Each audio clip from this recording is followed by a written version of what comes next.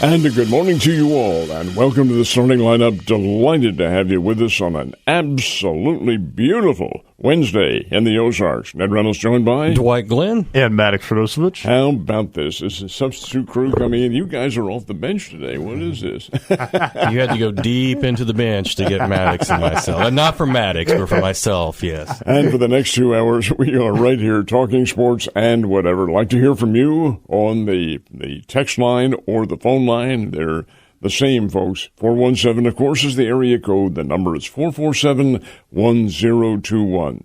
Either talk to us or text us. We'd like very much to hear from you. Starting lineup is brought to you, of course, by Play It Again Sports in the Fremont Shopping Center. Battlefield and Fremont Springfield. Great deals for you. Just absolutely great. Anything you want in the world of athletics is right there at Play It Again Sports, and also some great trading values there at Play It Again Sports as well. Brought to you by Swing Right Golf, which is located on the south end of Campbell Avenue, about a little bit north of Nixa. And, of course, Dwight, you being from Nixa, you're right down there. You know about them. Swingright it gives a great service to the community, because if you're a golfer, you can go practice your talent or lack thereof, in my case, or you can go in the simulator if it's not, the inclement weather. But they also, for the kids, have miniature golf. They have frisbee golf, and they also have batting cages, so you have the ability to take the family there and spend the afternoon and have a great time. That's the key right there, having a great time. And you'll have a lucrative time at Citizens Bank of Rogersville with two routes. One is located adjacent to Highland Springs, and the other is in Rogersville itself. And by Marshfield Chevrolet at the I-44 exit, a couple of left turns, and you're right there at Marshfield Chevrolet. Gentlemen, we have an interesting couple of days coming up here. Mr. Puryear is not with us. He is headed to St. Louis to take in a little bit of the practice round, weather permitting, for the BMW Classic, and then he'll be up there to report on it tomorrow for the first round, then comes back on Friday. So, hey, the BMW Classic's a big deal. This is the second jewel, so to speak, in the three FedEx Cup tournaments that are going on, and very lucrative. Not as lucrative as what's coming up, but nonetheless, the winner of this one with $3,600,000. Well, Bellerive is a classic course. I mean, it's hosted U.S. Opens, PGA Championships. It is in literal a classic course in that it's tree-lined, lots of undulation. St. Louis, normally, I don't think it's going to be this way the next 2 days because they're getting a little weather break. Normally, it's about the hottest place on earth. I was there in 1992 for the PGA Championship. I wanted to go see the golf course and, see the professional golfers. And I got the worst sunburn I've ever received in my life because I was 21 years old. I'm telling a story on myself now, Maddux. This is a lesson for all 21-year-olds. Let it rip. Let it rip. You have the ability to buy beer on the golf course. It was 95 degrees, but it was overcast. So I didn't put in any sunscreen. Well, guess what happens when you mix alcohol and being outside in 95-degree heat? A sunburn like you would not believe, because the UV rays still come through those clouds. But it was a great thrill to see Jack Nicklaus. I think Nick Price won that PGA Championship, and I believe Gary Player won his U.S. Open at Bellerive. It's even a little bit more historic than that, because Bellerive and Gary Player, it's the first time a foreign golfer has ever won one of the major tournaments, and it happened in St. Louis at Bellerive. Yeah, so good for Scott and his son. I hope they have a great time. I hope they don't get rained out today. A little bit of rain's fine. It's the lightning is what you have to worry about. This is practice round today, and there are only 50 golfers, so it's a greatly reduced field. And then after this one on Sunday, then they chop it to 30, and that's the final group. Maddux, are you into golf at all? I'm into golf a little bit, Ned. Definitely more of a baseball fan. That's my main focus in the summertime, but I am very invested when it comes to the major tournaments. I really got into that this year, and it was a pretty unique year for the majors. I mean, it had a lot of different winners that we weren't really used to seeing on the national level, and I think that made for a pretty unique year. It certainly did with the FedEx tournament in Memphis, because you did see a lot in the field of 70, and that's all who were permitted to appear in it because of the 70 top scorers. But, yeah, it was a diversified field. But here's Scheffler walking away with the thing. Just, you give him the slightest break, kiss it goodbye because he's gonna take it and march with it. His ball striking is usually always solid. It all comes down for most of these professionals, even on the Korn Ferry Tour level. It's how well do you putt? They all can hit the ball 300 yards. They all can hit 8 out of 10 greens. It's how many putts do you make? And guess what Scheffler did last week? Led the field in putting. Thus, he won by 8. If he putts well, he's going to win every tournament he's playing in right now. And I suspect that he may not win this one in St. Louis, but he'll be a candidate. There's no question about that. This guy is beginning to get his form back. That win last week in Memphis was only his second of the year, but yet he has been runner-up, or he has been in the top 5, whatever, in almost everyone. That's the key. He's consistent. I think one of my favorite things about Scottie is that he's never out of it. I mean, you watch all these tournaments, and he could be 4 or 5 strokes back from the lead and have 5 or 6 holes to play, and you still feel like he's going to have a chance because he has the capability and the potential to birdie so many consecutive holes and get himself back in the race. And Maddux, the key is he's done it before, so he has the psychological advantage. And those golfers in front, he's creeping up on us here. It's like back in the day, and you can say this about Jack Nicklaus, and you can say it about Tiger Woods and more than any other golfers in history. You would get to the weekend, and if the other golfers saw Woods or Nicklaus on the board, they knew they had competition. Oh, absolutely. You know, Jax used to say back in the day, and back in the day, Nicklaus did have Trevino and Player and Palmer and Watson and Johnny Miller, a lot of great golfers, but the number of great golfers was probably less than what Tiger and what Scottie have dealt with as far as the gap from the bottom to the top. But Jack said every time we went to a major, I knew I could eliminate 80% of the field when we walked on the course. Now, see, and there's the psychological advantage we're talking about. He knew that he could do that, and he knew he had a major advantage over the rest in the field. And I think the same is developing now with Scheffler, because Scheffler's only 30 years old. He looks a little older than that, but he is, in fact, he's still a kid. And he can be around forever. What makes you wonder, though, is somebody like Scottie Scheffler, kind of like what we talk about with baseball and football players now, especially baseball. When they're making the amount of money that they're making, is Scottie Scheffler going to be on the Champions Tour in 20 years? Will he need to be? Other than he might have that competitive fire that drives every great athlete, and the desire to win is more than the desire to make money. Yeah, but and here is the basis for an argument. How many possess that mental attitude that I want to win? I don't care what the remuneration is. I care about that. I just want to win. Yeah. Jack Nicklaus, Arnold Palmer, Lee. I mean, you can name them, and it's Scheffler. Yeah, and Scottie Scheffler. I mean. And Phil Mickelson was like that to a certain extent, and he's just basically ruined his... Now he has, yes. Yeah, I mean, his legacy has been ruined by his actions, some of which are alleged, but some of which are, I'm going to go to live and make a bunch of money. And people were wanting him to stay and he would be the Ryder Cup captain next. He was lined up to be the Ryder Cup captain, but instead he chose to fatten his checkbook, probably because he spent a lot of his checkbook gambling. Go ahead, Maddux. I was just going to say, if you listen in to Scottie give interviews when reporters ask him about his why, it's very fascinating because I think he even wrestles with it a little bit. He knows he makes a lot of money. He knows that he doesn't have to win these tournaments in order to get by. And I think that it's just human nature. You're going to question, okay, why am I doing this? Why do I want to win this tournament so badly? I've won all these tournaments in the past.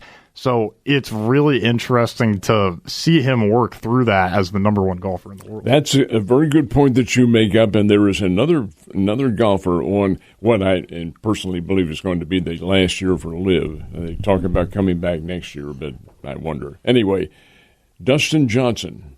Dustin Johnson won the Masters several years ago, and he goes over to LIV Tour. Haven't heard a thing from him. Not a thing. And you wonder, is the money factor what they get or allegedly got from the Saudi Arabians and the other backers of the LIV tournament, did that allow him to not perhaps consciously but subconsciously develop do I really need to bust my behind anymore? No, I don't. You're talking about a guy, too, that I believe had the best score in Masters history. And I think it was during COVID. It's COVID, yeah. Yes. But, I mean, you talk about trying to get motivation to go on after that. I mean, that is the pinnacle. You can go through a list of golfers through the years, though, just like you can baseball players like Steve Blass that run into basically the yips. Ian Baker Finch won a British Open, and 2 years later, he couldn't hit his driver off the tee. David Duval was the number one golfer in the world in front of Tiger Woods and completely lost his game.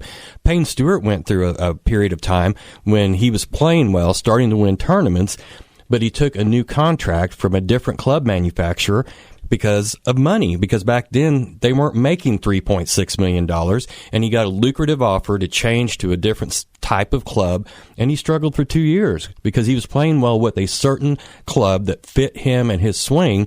He switched to this other manufacturer, and he lost his game. So it's not easy to stay on top for the length of time that Nicklaus and Tiger Woods did. And we're talking about golfers. There are other individuals in the world of athletics and in any kind of professional occupation, whatever it may be, who do fall into that category. Do you back off without realizing it? Your motivation is gone. Jordan Spieth comes to mind for me. Spieth? How many people talked about him when he was a young golfer, saying he was going to be the next Tiger Woods, and had all that success at the beginning of his career, and now can't seem to buy a win. So how does that happen? I don't know. I mean, golf is a funny game. I feel like there's something about it that makes that happen. But you're right, Ned. I think it can happen in any profession. You have to have a competitive edge, and that's something that's God-given. Not everybody possesses it. You can have an individual who, and we'll use the world of athletics here, who is really at the top of his or her profession, whatever. But if you don't have, and I think euphemistically they call it the killer instinct, you're not going to consistently succeed. I think it's the space between your ears to get into a lot of these athletes' head. Rick Ankiel was going to be the next Steve Carlton, the next Bob Gibson, because when he came out, he was a dominant pitcher. And then in the series of one playoff game, it all went away. Do you remember that one? Maddux, I don't think you do. This would have been 2000, as a matter of fact. I think. Ned, we have socks older than Maddux. Oh, I know. How annoying is it? He came into the playoffs. This is Rick Ankiel we're talking about, and completely lost his composure in Busch Stadium. Who were they playing? Was it the Dodgers? I think it was the Braves, wasn't it? It was the Braves. Sure, it was the Braves. Threw the ball to the screen, threw it in the dirt. He got the yips. He simply could not, and he was washed out after that. But he came back as an outfielder, ended up being a very reasonable fielder. He could throw somebody out from center field with that arm of his. We televised a game in which he did that. The ball it caromed off the wall in center. And Scott Bales said to me, watch this. He got it, he being Ankiel, ball hit off the wall, got it on a hop on the warning track, turned around and threw it to third base in air and got the man. And I think this might be interesting for you guys to hear this perspective. When you said Rick Ankiel, my mind immediately went to position player. And I think that just goes to show how big of the fall off really was, because I mean, I consider myself to be a really big baseball fan, and still, that's where my mind went. And, I mean, it's unfortunate that happens. Well, you can go through a list of baseball players. Steve Sachs, a second baseman, could not throw it to first base. Mickey Sasser, which was a catcher for the Mets, Mackey Sasser, had to roll the ball back to the pitcher because he literally could not throw overhand to the pitcher. And you could see it, too. You could see it when then here comes the pitch in there, and he'd take it out of his glove, and he couldn't throw it. He'd cock his arm, 5, 6, 7 seconds, and the umpire's like, hey, you've got to get something done here. He could not psychologically let go of the ball. Rolled it. Come on, this doesn't work. Anyway, gang, we are into what we call the starting five. These are the top stories. We'll take a quick break here on the starting lineup and be back in just a second. Please stay right where you are. And before we get into the starting five, the top stories, Dwight, just go ahead and reiterate your question there. Well, you were a tennis player. We were talking about how mentally you can be affected, whether it be golf or baseball, or, maybe Shaquille O'Neal or Wilt Chamberlain shooting free throws for that matter. But you were a tennis player for a very long period of time, and you said mentally that happened with you. Was it on the serve or your forehand or all of the above? Yes. And my coach used to say, hey, you are suffering from paralysis by analysis. Forget about all the team. Just do what comes naturally. And sure enough, you get into a point where you're serving everything in sight and hitting it, in my case, maybe 100 miles an hour or something, which isn't very fast. And they're all going in, and you're acing your opponents and all this sort of thing. Then all of a sudden, you can't find that zone anymore. And the same with the ground strokes. You hit some beautiful ground strokes, and then all of a sudden, they miss the sideline or go long. And it happens. It's not just to amateurs. It happens to the pros as well. That's why I admire guys like Nolan Ryan and people who were around all those years. If they ever had any psychological subtractions, so to speak, it never really came to the fore. Well, and that goes into the pitching thing, because I was perplexed, and actually not perplexed. I understood it, but I was really bothered because the Cardinals should have swept Cincinnati, 2 nights ago. In that second game, they had a 1-run lead, but they had spent their bullpen in the first game because Quinn Matthews only went 4 innings. And these starting pitchers, and pitch count, smitch count. It has to do with building up the arm. And the Cardinals wasted their bullpen on that first game, which was an important win, 2-1. And in the second game, they were out of pitchers. And it cost them a game when they're still trying. It's going to be difficult to have a lot of teams to leap over to get in the wild card. Well, I can't argue that point at all. And it has been a point of my personal criticism of the way the Cardinals operate. Marmol never lets his pitchers, doesn't seem this way anyway, doesn't ever let his pitchers go the distance. For instance, Leahy last night. Leahy's pitching a good game. 5 innings, up, you're out of here. And they come in with 4 relievers. Now, because the Cincinnati Reds, no, they're more Cincinnati Pinks, because that's a weak baseball team. Injuries have really, really hurt them. And they have no punch to their lineup at all. So the 4 relievers who come in, one of them was Stanek from Arkansas, and they bring in everybody else too. Soriano, Riley O'Brien. Yeah. They're able to tame the weaker teams. But, hey, I don't like that philosophical approach. I wish they'd let the pitchers go a whole lot, especially if they're having great games. Well, back in the 90s, and we talked about this last time I was here, about Smoltz, Glavine, and Maddux, 3 great pitchers. Well, Leo Mazzone was their pitching coach back then, and they would always have a day off after they pitched. But you know what they did the second and third day after they pitched? They played long toss in the outfield. Jack Buck always used to talk about that. That's how you build up arm strength. That's how you keep from having injuries. It's how you stay active rather than just going out every 5th day and giving full-on effort for 100 pitches. That resonate with you, Maddux? I mean, it's so difficult to compare these guys that are pitching today to guys that pitched 30 years ago, because so much has changed. I mean, now the average fastball in the major leagues is probably in the upper 90s. Oh, yeah. And you had guys throwing in the mid-80s back not too long ago, about 2 decades ago. So it's just really interesting to see how quickly some of these pitchers have jumped up their velocity, and they're just not pitching as much as they used to. They can't take as much pressure to their arms as they used to be able to. And it's devastating because, now you have to ask the question, when a guy has a no-hitter or a perfect game going into the 7th or the 8th inning, is the manager going to be terrified that his arm is going to fall off at that point if he's already up over the 100 pitch mark and pull him from the game? I would agree with you to a certain extent, but one thing I would probably say that I always thought was overlooked, 88 and movement is hard to hit.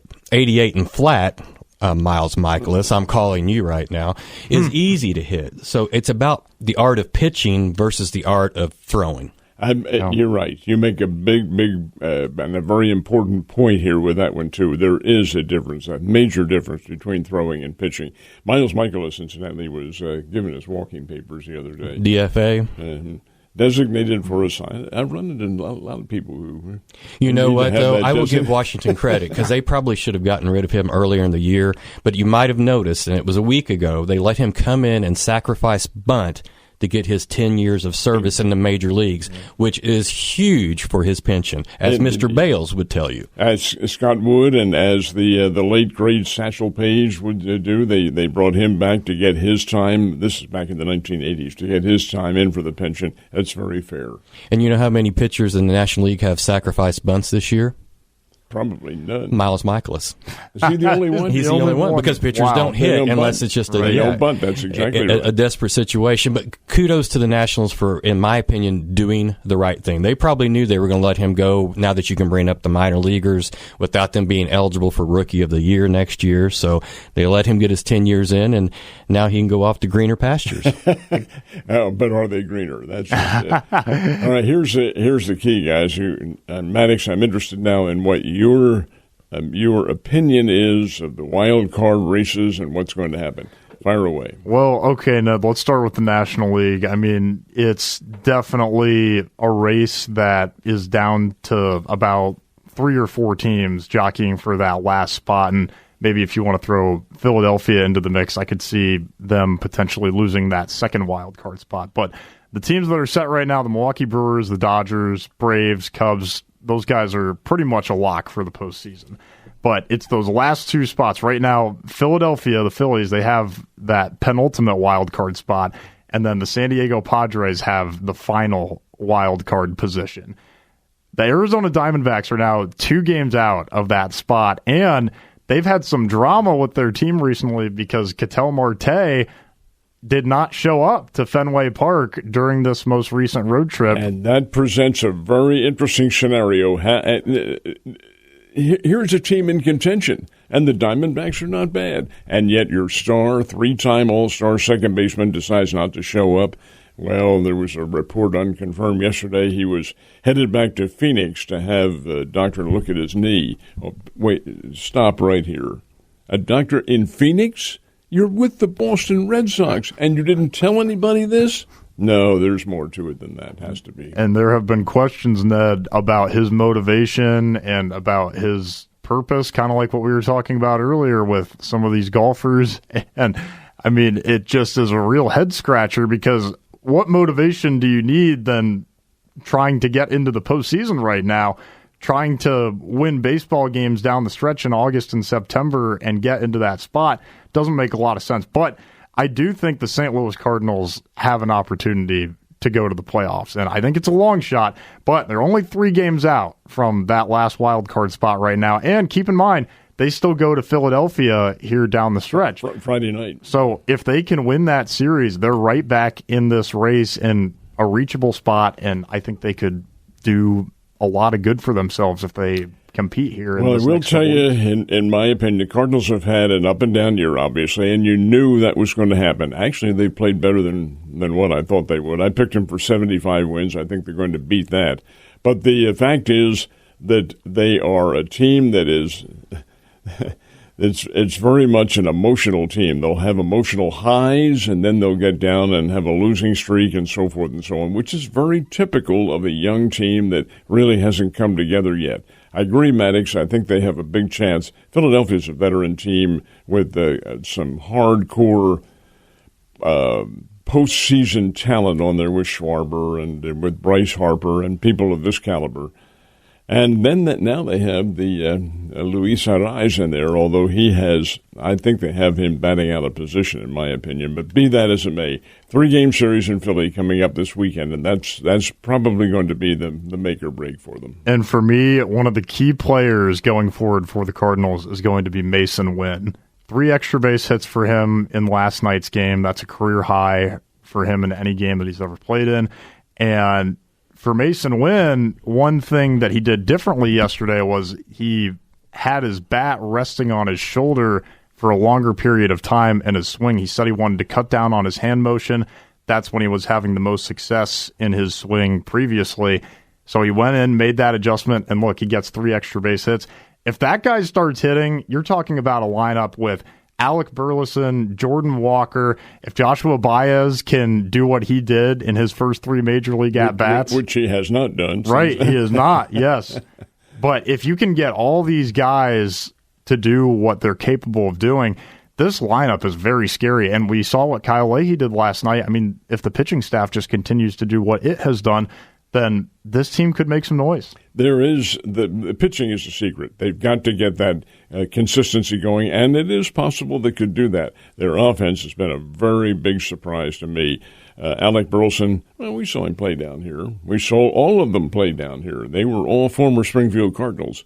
And Ivan Herrera, for instance. Now, earlier in the year, he was red hot. He's not so much now. But those are guys who, upon maturity, have been able to master the game and get it working for them. Burleson is an East Carolina product, hit a home run against the Bears when they played him, which we haven't forgiven him for. But being that as it may, he is really having a solid year, and he's become the potential big gun in their lineup. Real quickly, too, Ned, I think the story about the Cardinals, it's really interesting because I think we can look at the other side. We can look at the American League, and you consider where St. Louis is 3 games out of that wild card spot. That's the exact same amount of games that the Seattle Mariners are from the final wild card spot in the American League, which is just mind-boggling to me because the Mariners have a record of 59-67. And I want to get your thoughts on this.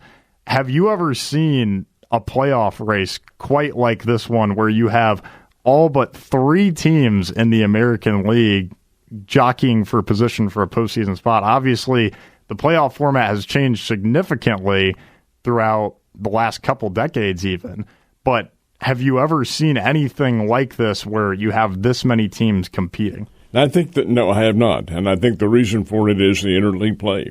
That has a lot to do with it. Each team is playing somebody else from and you play all of them. You're playing every team. That didn't used to exist. You played within your division or within your league, certainly, and you were able to have a record where somebody's always going to stand out. But that doesn't happen here. This has changed quite a bit. So, yes, it is very unique. I'm not sure that I buy it. I would much prefer the postseason to be a matchup or a series of matchups against teams who don't normally play each other. That had a special appeal. But then again, I'm an old man. There's one thing that we really need from you, Ned. I want your best Warner Wolf on the Brewers-Mariners game last night. If you had, what was it? Let's see. Was the final 22-0? Yeah, 21 is what you need. 21-0. Or 22-0, but you needed, if you had the Mariners in 21. If you had the Mariners in 21, you lost. Another big story last night, and it's becoming an issue, in my opinion, especially in a town like L.A., Kyle Tucker talking about somebody who's having mental struggles right now. I mean, he was visibly crying in a dugout last night. Yeah, he dropped a fly ball again. He's throwing to the wrong bases. I mean, to say that he's in his own head because of the expectations that are given when you're given a $60 million contract, it's a perfect example about how these fine-tooth athletes are still human beings. And human beings. That is a guy that has taken a lot of emotional abuse over the last 2 seasons. I mean, back when he was in Chicago for the Cubs last year, and he was going through a bit of an injury. He came back, was not hitting, and the Cubs fans started booing him at Wrigley Field, and now he's getting the same treatment at Dodger Stadium. You know who was getting booed earlier in the year at the Cubs at Wrigley Field? Pete Crow Armstrong. He's an MVP. Yeah, because he started out under 200, and the Cubs, went through that 10-game losing streak at the beginning of the season. Yeah. And to me now, he's the leading candidate for MVP. He's playing really well and hitting the ball. Guys, we have to take a timeout because we're scheduled to have a guest coming up. Please, gang, stay right where you are. And it is great to have you with us on the starting lineup, brought to you by Play It Again Sports, by Citizens Bank of Rogersville, by Swing Right Golf, and by Marshfield Chevrolet. I'm Ned Reynolds, along with Dwight Glenn and Maddux Radosevic. We are awaiting the re-arrival of our special guest set for this time. We had a few technological problems trying to iron them out at the moment, so hopefully Ryan Collingwood from the Citizen will be with us to talk a little bit about Bears football and other events that are going on, but we'll wait for his return coming up. We kind of blew through the top stories. I know you've got 2 or 3. You might mention the Cardinals game and the Royals. Well, the Cardinals, of course, will play again tonight at the Great American Ballpark in Cincinnati against the Reds. This will be game number 4 of a 5-game series. It concludes tomorrow afternoon. 5-game series. Well, that doesn't happen very often in Major League Baseball. A rainout, of course, brought this to the fore. And, of course, the Royals and the Athletics. In Kansas City, of course, last night, trailing by a score of 3-1 in the last of the 9th inning, scored 3 times and won the game 4-3. How about that for a Frank Merriwell finish? Reversal of fortune, because they've been victim to that many times this year. Well, let's see if Ryan can hear us now. Ryan, just nod your head. Can you hear us okay? Now, you say something and see if we can hear you. What's that? Problems have been solved. Ryan Collingwood from The Citizen visiting with us, and very much appreciate your time. Now, the question is, what's good with you? What's been going on? August, man. You know how August gets. It's a little wild.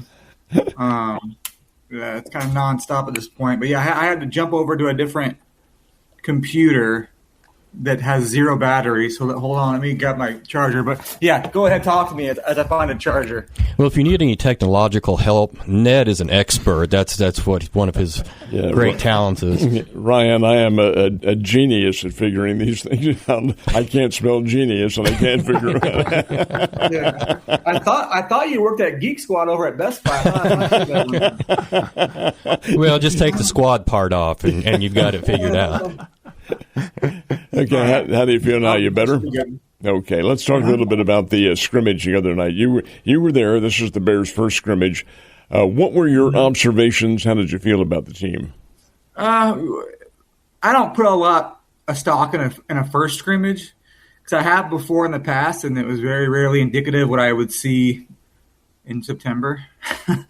But, it was good to kind of, we didn't get a spring game, right? So it was kind of good to actually see the guys go full board for 2 hours. It was about a 2-hour scrimmage. They ran 125 plays, scripted mostly, and then that's not counting special teams plays. So it went a good 2 hours, and they were going all out, and bodies were dropping. I didn't see any serious injuries, but they were dudes getting, feeling some pain out there, but it was good to actually see some football. But obviously a lot of the same figures we've been seeing at receiver. A lot of the same guys we thought we would see at a lot of those positions. But I think obviously we were kind of curious about the quarterback position, and it looked like Skylar Locklear took the overwhelming majority of those first team snaps. Henry Beelan, he kind of took a lot of first team and second team snaps, but it was pretty much tilted in Locklear's way. But I think Coach mentioned that Henry had some sort of soreness, but I guess we'll see in scrimmage number 2, I guess. Well, the general consensus that was articulated to me, and it wasn't by media people, it was by observations from the fans going there, was the rapidity with which the Bears ran their offense. It's much, much quicker, apparently, than it has been. Did that register with you? Yeah, it's tempo. That's kind of what they do. It's almost no huddle in perpetuity. So that's what they do, and that's why they have to rotate a lot of bodies. And that's why kind of depth's important with this offense. So, but yeah, that's kind of what they do. So that's why you're kind of always interested to see who the trigger man's going to be when it matters. Ryan, when you have an offense that's running its plays at this rapid pace, when the defense gets a chance to practice against that, what do you think that does for the team? It doesn't hurt. Obviously, because they're going to be playing a lot of tempo teams. That's just kind of where we're going in football. That's just, last 25 years, more and more teams are becoming more void of huddle and stuff like that. But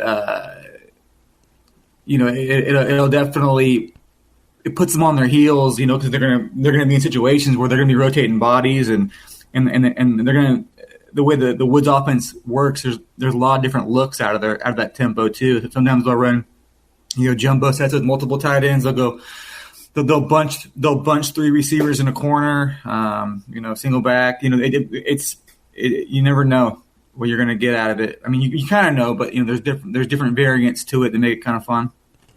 Ryan, I guess it's a two-part question. Was there any area, either on offense, defense, or special teams, that you were unexpectedly surprised in a positive way? And is there an area of concern? And I know one scrimmage is hard to base that off of, but just as a general observation.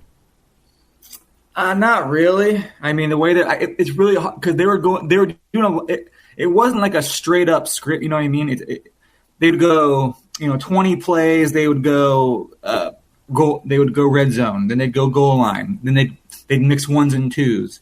So it was really hard. Some of twos and threes, and then they'd switch them out. So it was really hard to get a true.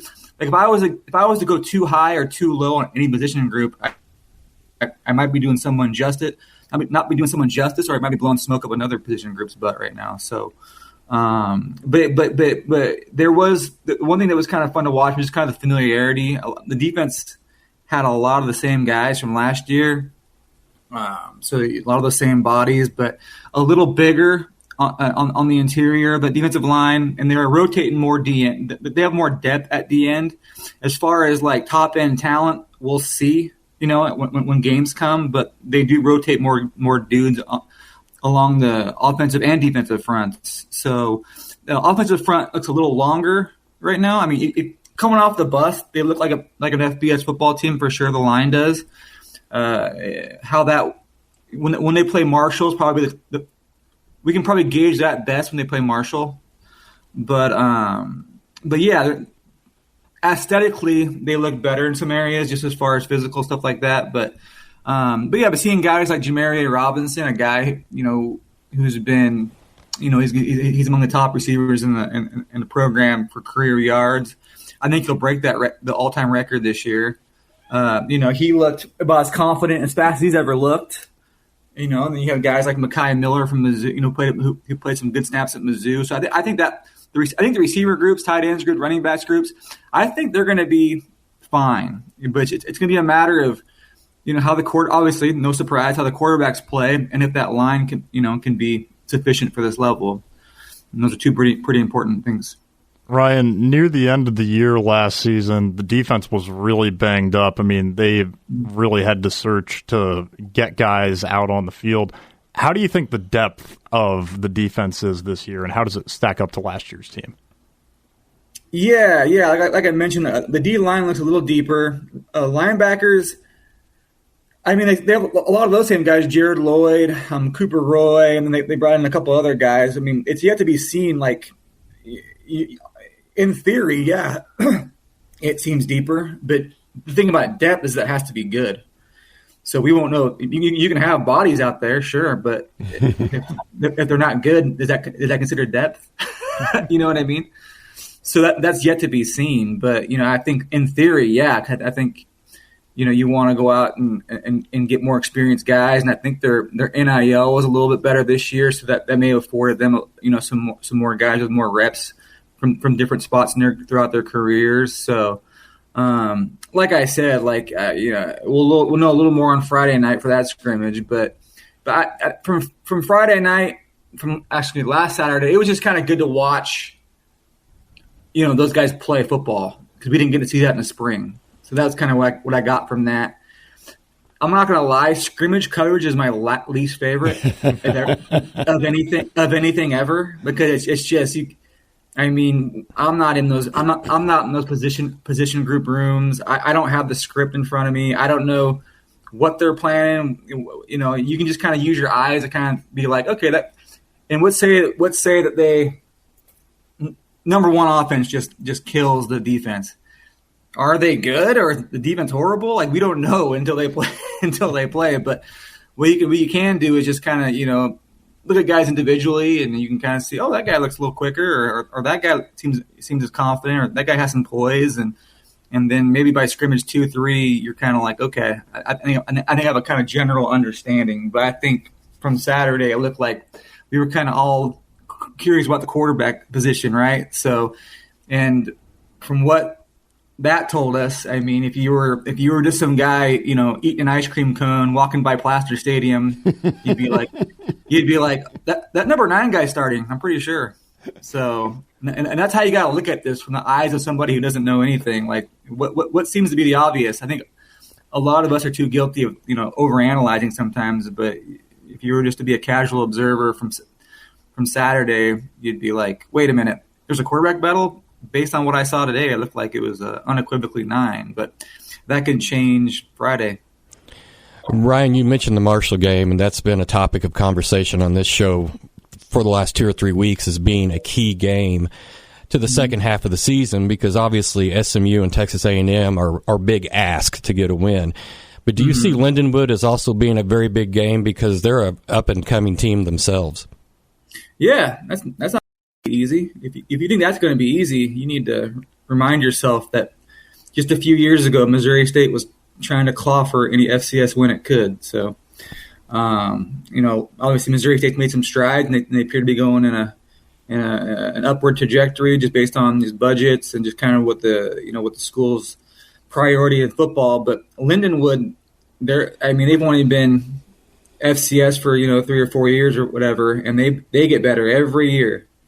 And then a couple of years ago, obviously Missouri State, I thought it wasn't as close as the score dictated, but they weren't terrible. And I think they're going to be better this year. They seem to be just doing the right things up there. So, I expect Missouri State to win, but if Missouri thinks they're going to kind of just show up and win, I don't think that's going to go as well as they'd like. Ryan, when is to your knowledge, the next scrimmage? Friday night. Definitely on a Friday night. Has Coach Friday night scrimmage, that's right. Has Coach Wood said exactly what he intends to do and how this is going to differ from the first scrimmage? Nah. I could ask him today. I only saw him yesterday, and I didn't really ask him Saturday what the plans for the scrimmages are. I think we were just so kind of caught up in personnel, we didn't really think about what they plan on doing. But I can ask today what's going on there. Ryan, what do you make of Ramon Green Jr.? It seems like we've heard a lot about him this offseason, and of course he was a big-time playmaker last year, but now it seems like he's going to be the star of the show. So what steps do you think he's taken to improve his game in the offseason? Yeah, I think, last year we kind of didn't really know what he was. But at this time last year, I think we kind of just looked at Shamari Lawrence as the unequivocal number one, and we thought that the Washington State guy was going to be the number 2. Joyner, I want to say his name is, and King Davis. I think Ramon was kind of an afterthought last August, but but by week 2, that we kind of knew that wasn't the case. We knew he was going to be a guy. So I think for Ramon now, it's a matter. He kind of knows. He goes into a season knowing he's a part of the offense. He's an integral part of the offense, and he knows he can play at this level. He's not going to be sneaking up on any D coordinators this year. So, but I think he'll be much the same type of player. He's an all-purpose kind of guy. But then the guy from Boise State, on paper, he looks like the better player. But I haven't seen him play. So I watched some of his clips when he was healthy at Boise State. He was really good. But we'll see. He's been healthy in practices, but we didn't get to see him in scrimmage. But basically, whenever you bring up Ramon and Breezy, they always say it's 1A, 1B, and it depends on the A and the B depend on the day. So we're kind of getting a 2 running back situation based on health. But Breezy's had some health issues. That's why that's how you get a guy like that here, right? He's a 4-star guy who was in a rotational. He was a consistent rotational guy with Ashton Genty and George Halani. Pretty good. So, but he's a guy. If he ends up being healthy, that could be a great thing for Missouri State. And it could be kind of last year where Ramon kind of complimented Lawrence a little bit, right? Because Shamari is kind of more the downhill. I think Breezy's a little more versatile than Shamari, but I think that could be a similar dynamic there, but maybe a little more edge speed. Follow up to that really quickly. You mentioned King Davis. I, like you, thought we were going to see more of him last year. Do you think he could see an increase in his productivity this year? Well, yeah. At the scrimmage, he looked like without Breezy there, he was the 2. So, he was taking a lot of the 2. He was the primary 2 back, which means he got some one, so it kind of bumps him up. But yeah, so I think he will be a guy who's I'm guessing traveling I think he traveled last year, but as it stands today, I mean he seems to be number 3. So, and I think depending on what they do with health, who knows what happens there. Very good, Ryan. Very good. Thank you very much for your summation, and you'll be covering the one on Friday night. We'll see what happens. It should be very, very interesting. Ryan Collingwood visiting with us from the Citizen. We'll take a timeout here on the Starting Lineup. Back in a second. And we welcome you back to the Starting Lineup. I thought that Ryan Collingwood's comments were very interesting, guys. He doesn't exude an overwhelming level of positivity, but then again, from a first scrimmage, you can't really come up with something like that. I think the players are there. It's going to take them time to bind. What do you think, Dwight? Well, this is now the world of the portal, and not only the portal, it's a portal with a new coach. Sure. So to expect this team to come out of the gates just guns a-blazing and everything figured out exactly, it's not going to happen. It doesn't happen for the Texas A&Ms and the SMUs. What you have to hope is by the time they get to the conference season that they are able to get Lindenwood.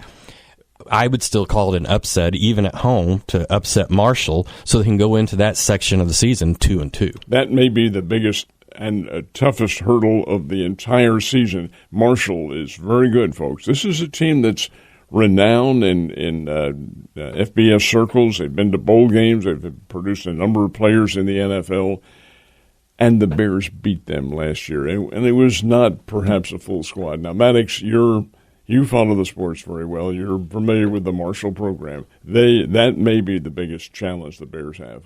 I think the context is the most important piece of this puzzle going into this season. Keep in mind, going into last year, there was not a lot of optimism that Missouri State was going to perform as well as it did. Exactly. And now the expectations are a little bit higher, and you have pretty much the same non-conference slate. So, of course, Marshall is a very storybook program, but I think you get Marshall at home, and you've got Casey Woods, who seems more motivated than ever. I kind of like Missouri State's chances in that one. Well, I hope so. I hope they play well, and I think they probably will. But Dwight brought up the fact that the Lindenwood Ball Club is going to be formidable. They won't. They're not going to roll over and play dead down here. Missouri State spent many years in the Lindenwood shoes. So what would Lindenwood like to do more than anything else? Come to an in-state rival and knock them off. Just like when Missouri State went up to Mizzou, and after that first half, they had ideas of this would be a huge upset and what's it going to do for our university. So you can't take any opponent for granted when you play football. Not when you're at the stage Missouri State is now, playing, relatively speaking. Now, again, folks, FBS is not totally solidified. There's a lower level of FBS and an upper level. And the Bears are still down there at the lower level. And while it's supposedly all the same, it isn't. And there's a gradual process they're going to have to go through to really get up there to the big time. And it's going to take years, maybe decades. But the fact is, at least there is the chance, and that's the key right there. Coming up in our next segment, we'll be talking with Mark Watson, who is, in fact, the quasi-general manager of the Missouri State football team. Don't go away.